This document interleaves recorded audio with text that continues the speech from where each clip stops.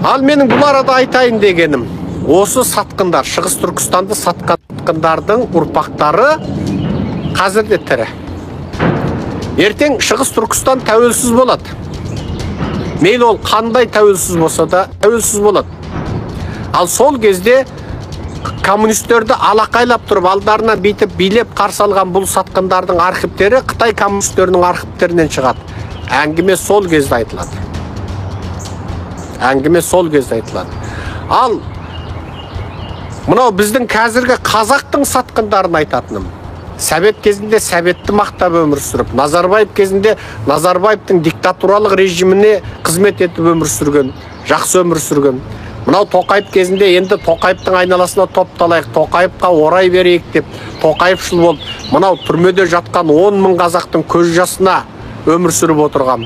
Мынау нақақ қанды қаңтар қырғында нақақ өлген қазақтардың қанына ортақ болып өмір сүріп отырған қазіргі билік басындағы әрбір қазақтың интеллигентіне, зиялысын айтатыным, өздеріңді өздерің құтқарыңдар. Сендер бүгін Тоқаевтың арқасында жақсы өмір сүріп жүрсіңдер, бірақ ертең сендердің жақсы өмір сүретінің ешқандай кепілдік жоқ. Ертең бәрің түрменің түбінде шірейсіңдер. Ертең ұрпақтарың жағаларыңа жармасады. Ертең жұрт сендердің баладарыңның беттеріне түкіретін болады. Бүгін мынау Тоқаев қазақтың 10 мың жас жігітін, қызын түрмеге қамап, қанды қаңтарда қазаққа қарсы оқ атып, ескертусіз оқ атып отыр. Ал сендер осы Тоқаевтың жуындысын ішіп семіріп отырсыңдар. Назарбаевтың жуындысын ішіп семірдіңдер, бай бағлан атандыңдар. Жорға айғыр міндіңдер. Қыздың сұлуын, тоқалдың әдемісін алдыңдар. Шетелге ұл қыздарыңды, тоқал көңілдестеріңді алып шығып қыдырдыңдар. Кәтежден кәтеж алдыңдар. Ішсең алдыңда, ішпесең артыңда бол. Енді осы дүниенің сұрағы болмайды екен демеңдер. Оны сұрайтын бізбіз. Біреуін қалмайсың. Ауылдың әкімінен тартып, полицейдің, ауылдық полицейдің бастығы, аудандық кембінің бастығы, аудандық прокуратура, ауданның әкімі, біреуін қалмай, бәріңді тұтқындатып, бәріңнен есеп алған кезде, еңірегенде етектерің, көз жастарыңа толатын болады. Ұрпақтарың, қатындарың, тоқалдарың, анау жаным, күнім, айғырым, қошқарым деген ана қылықты тоқалдарың безіп кететін болады. Соны біз істейміз. Сондықтан ештен кеш жақсы, сендерге біз орай береміз. Сендер мынау Тоқаевқа қарсы жұмысқа көшіңдер, қазақ жаққа өтіңдер, ақиқат жаққа өтіңдер. Бұл сендерді құтқаратын жалғыз жол. Мен бұрын қателесіп едім, бұрын Назарбаевшыл едім, бұрын коммунист едім, советшіл едім. Кейін Назарбаевшыл болдым, соның арқасында тоқал алдым, соның арқасында іріп-шіріп өмір сүрдім, одан Тоқаевшыл болдым. Енді есімді жидым, Тоқаевтың баяндамас екенде көзім жетті. Есімді жидым деп ақиқатқа қайтып, қазақ үшін жұмыс істесең, қазақ үшін жұмыс істеп, райыңнан қайтатын болсаң, біз сені кешіреміз. Ал егер осы бетіңде, райыңнан қайтпаған бетіңде ақиқатқа қарсы жұмыс жасайтын болсаң, масқараның көкесі сонда болады. Себебі жеңілетіндерің абсолютті. Жеңілетіндерің абсолютті. Еш күдіксіз, еш шартсыз түрде жеңілесіңдер. Путин өлген күні, Путин тұтқындалған күні, Ресей империализмі құлаған күні, Тоқаев және оның командасын халық көшеде қуалап жүріп бауыздайды.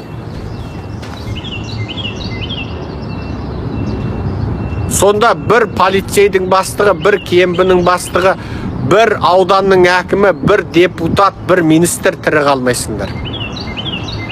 Қашар жерлеріңде қалмай қалады. Қашар жерлеріңде қалмай. Израиль мемлекет құрғаннан кейін Аргентинаға, Бразилияға, жалпы Латын Америкаға қашқан неміс фашистерін, герман фашистерін іздеп жүріп, ең соңын 80 жылы барымталап апарып, 6 ай бүкіл дүние жүзін дүр сілкіндіріп отырып, тікелей эфирде тергеп, әдейге 6 ай созып, бүкіл дүние жүзінің жазбаған медиасы қалмады. Айтпаған радиосы, шығармаған телевизиясы, жазбаған газеті қалмай қалды.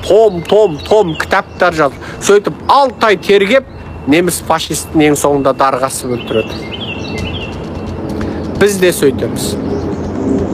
Мынау қазіргі мәскеушіл, Қытайшыл, арапшыл, жалпы ұлтқа қарсы жұмыс істеген Назарбайшыл, Тоқайшыл сендерді қайда қашсаң содан іздеп тауып алып кеп, қылмыстарыңды жіпке тізгендей тізіп, майшаммен қарап, және ертең біреу оны ақтап алмас үшін халықаралық әділ сарапшылар менен әділ бақылаушыларды шақыра отырып, бүкіл дүние жүзінің адамдық құқық ұйымдарынан уәкілдер шақыра отырып, батыстың ең дамыған өркениет елдерінен топ бақылаушыларды және сарапшыларды алдыра отырып, солардың қолыменен ең соңында ешкім 1000 жылдан кейін де сендерді ақтай алмайтындай қылып тойтарып отырып, сендерді жазалап, және сатқындар моласы деген моланы соғып, аттарыңды ұрпақтарыңның ұрпақтары сендерден жиіркенетіндей қылып жазып кетеміз.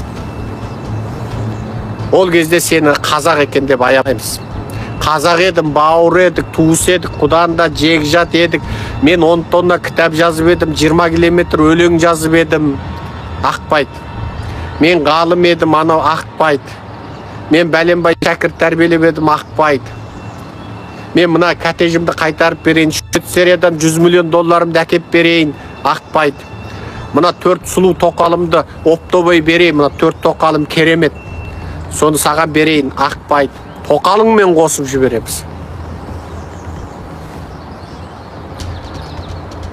Міне, сол кезде сенің арам тапқан табысыңды жеп өскен балаңа дейін өкінетін болады. Сол күн келе жатыр. Жапон фашизмнен арылған Индонезияның Жапон фашистеріне сатылған индонезиялықтарды қалай жазалаған? Жапон фашизмнен азаттық алған Корея Республикасының сол қуыршақ Жапон фашистерінің қуыршақ өкіметінде жұмыс істеген корейлерді қалай жазалаған? Оны қаншама кітаптан, құжатты фильмнен өздеріңіз ақ тауып оқи аласыздар.